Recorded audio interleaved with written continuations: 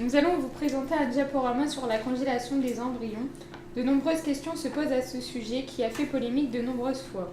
En effet, la congélation des embryons est possible depuis 1983. Il s'agit de féconder un spermatozoïde et un ovocyte dans le but de former un embryon in vitro. En France, la première naissance d'un enfant issu d'un cycle de transfert d'embryons congelés a eu lieu en 1986. Depuis, la technique a connu une large diffusion dans toutes les équipes d'assistance médicale à la procréation. Mais 35 ans après ses débuts, la congélation d'embryons soulève encore des interrogations techniques, biologiques et cliniques. Dans un premier temps, nous allons définir quelques termes. Nous allons dans un second temps expliquer le principe de congélation des embryons, les aspects biologiques ainsi que cliniques, et nous finirons ensuite par la présentation de quelques résultats, ainsi que les risques concernant les grossesses chez les femmes ayant eu recours à des embryons congelés. Nous allons tout d'abord vous donner quelques définitions. Donc l'ovocyte ou l'ovule est la cellule reproductrice féminine. L'ovocyte est contenu dans l'ovaire. Le spermatozoïde, quant à lui, est la cellule reproductrice masculine. Suite à de nombreuses étapes après la fécondation de ces deux cellules reproductrices, un embryon se forme. Il s'agit d'un organisme en développement depuis la première division de l'œuf ou zygote jusqu'au stade où les principaux organes sont formés. Le fœtus est le stade de développement prénatal qui succède à l'embryon et aboutit à la naissance. Le passage du stade embryon au stade fœtus a lieu lorsque les principaux organes et tissus sont formés. La vie fœtale permet le développement et la maturation de ces organes.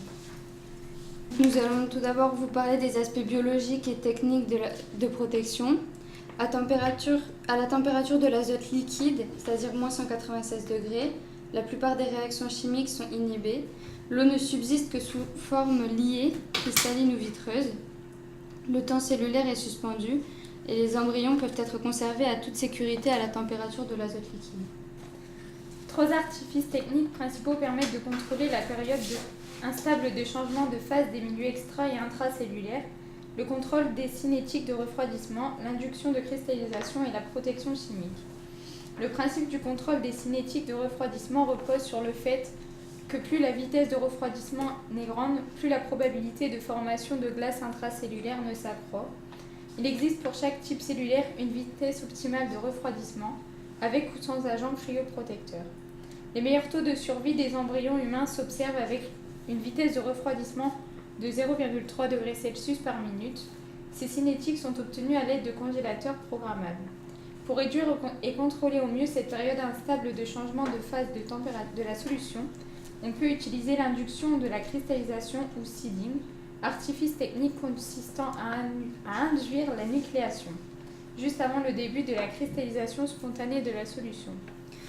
L'induction de cristallisation se réalise en mettant en contact l'ampoule ou la paillette contenant les embryons à congeler dans une barre métallique refroidie à moins 100 degrés. Il se fait automatiquement dans certains congélateurs programmables. Le simple contrôle de la température ne suffit pas à conserver la viabilité cellulaire, encore faut-il que le milieu de congélation comporte des cryoprotecteurs, solvants organiques hydrophiles. Ils sont capables de former des liaisons hydrogènes avec les molécules d'eau et de pénétrer les cellules. Leurs actions cryoprotectives semblent reposer sur leur capacité à abaisser le point de congélation des solutions et à réduire l'effet de solution et la dénaturation qui en découlent. Ils limitent également la vitesse de croissance des cristaux de glace ainsi que leurs aspérités. Ils pourraient également agir directement au niveau des membranes.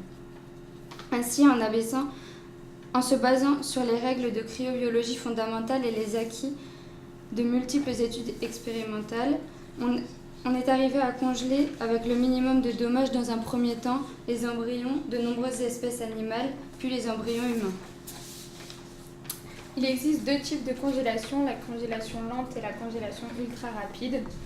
Donc pour la congélation lente, l'embryon humain peut être congelé avec succès selon des protocoles qui comportent comme cryoprotecteur le PROH, le DMSO ou le glycérol, à condition d'utiliser à chaque stade du développement le composé le mieux adapté. Ces techniques sont très efficaces pour les zygotes et les embryons de 2-3 jours. Ils refroidissent lentement jusqu'à moins 30 degrés Celsius. Son emploi est répandu dans le monde. Il y a également la congélation ultra rapide. Cette technique au potentiel intéressant, simple, rapide, peu coûteuse, est encore trop inférieure en résultat aux méthodes conventionnelles pour les supplanter. Les embryons sont placés dans 2 solutions durant une période d'équilibration, brève de 2 à 3 minutes, puis prolongée dans l'azote liquide. La survie des embryons et leur capacité à se développer in vitro sont bonnes et des grossesses ont été obtenues, mais le nombre d'enfants nés demeure faible et seulement un tiers des grossesses sont évolutives. La vitrification est un procédé qui tente d'obtenir la congélation des embryons sans cristallisation. Ainsi, on évite la formation de glace intra- et extracellulaire en utilisant de fortes concentrations de plusieurs solvants. Lors du passage de la température ambiante à moins de 196 degrés Celsius, l'eau libre et les solutés dissous forment une phase vitreuse. Nous allons maintenant vous parler de la décongélation des embryons. La technique de réchauffement est directement liée au protocole de congélation et à la quantité de glace intracellulaire.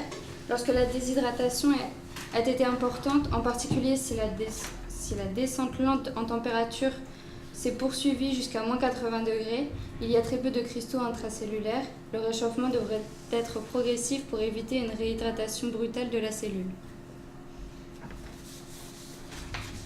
Donc, il y a des aspects cliniques, comme par exemple les facteurs déterminants pour l'implantation des embryons congelés et la parfaite synchronisation entre l'embryon décongelé et transféré, ainsi que le développement de l'endomètre. Pour cela, la préparation de l'endomètre à l'accueil de l'embryon peut être réalisée de différentes méthodes, en cycle naturel, en cycle artificiel ou en cycle stimulé. La paillette contenant l'embryon est sortie de l'azote liquide. Dès lors, il faut réhydrater l'embryon par des bains successifs contenant de moins en moins de cryoprotecteurs et de plus en plus de milieux à queue à une température de 37 degrés Celsius. Les embryons ayant survécu au procédé congélation-décongélation sont transférés le même jour que la décongélation. Nous allons maintenant voir les résultats de grossesse et les risques de la congélation des embryons. Donc, en observant 530 femmes ayant recours à une FIV, les chercheurs ont découvert que l'utilisation d'embryons congelés augmentait considérablement les chances de réussite d'implantation mais aussi de grossesse. Le taux de réussite de l'implantation d'embryons frais s'élève en effet à 20%, tandis que le recours aux embryons congelés offre un taux de réussite de 26,5%. Les chances de grossesse s'améliorent avec ces embryons congelés, passant de 36% à 46,4%. Enfin, les chercheurs ont découvert que les chances de mener la grossesse à terme s'élevaient à 39,7% pour les femmes ayant reçu des embryons congelés, contre 31% lorsque les embryons étaient frais. Une étude menée en 2012 avait conclu, quant à elle, que les grossesses après transfert d'embryons congelés étaient associées à une réduction de certains risques, prématurité, mortalité périnatale, faible poids de naissance, en comparaison avec celles où le transfert d'embryons avait été immédiat.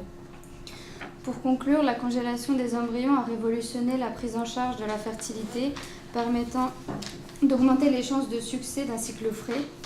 Le meilleur protocole de préparation de l'endomètre reste à définir, notamment par davantage d'études prospectives randomisées. Actuellement, on peut considérer qu'en comparaison aux enfants obtenus après transfert de cycle frais, il n'y a pas plus de fausses couches, de mortalité in utero ou d'accouchement prématuré.